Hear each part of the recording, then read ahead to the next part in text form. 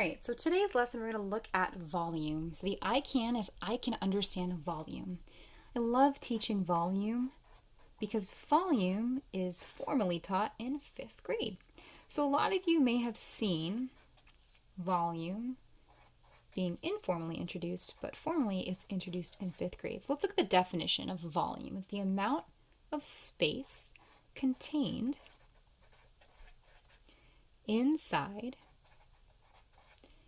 a solid figure. So before we leap into, and a solid figure refers to 3D, or three-dimensional. So before we leap into volume, let's first look at the difference. Let's take a step back. Let's look at plane figures, which is 2D. And then we'll go ahead and look at solid figures, which is 3D, or three-dimensional. So I cut out a simple flat rectangle here, right?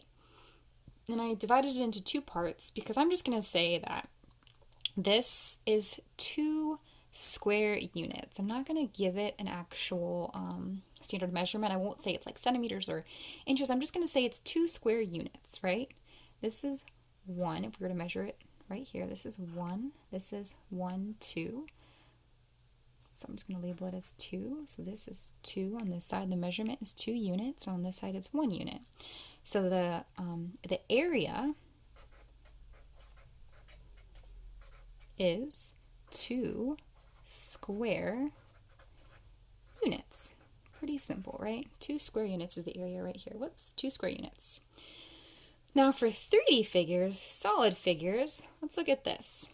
Now ignore the little protrusion right here, but let's just say that this is a perfect cube.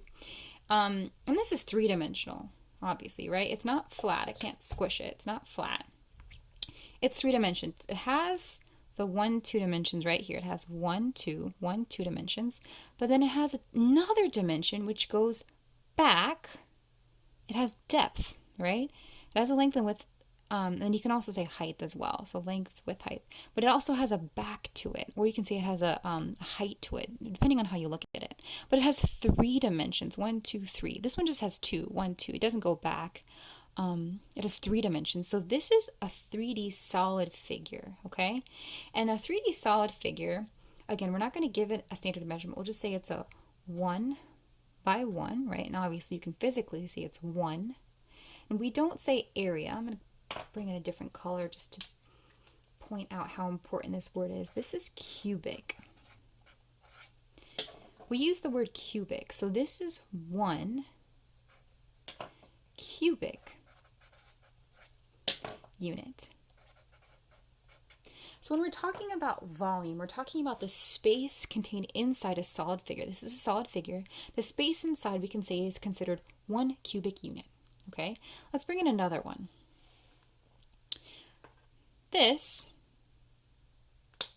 1, 1. This is 2 cubic units. Bring in another one.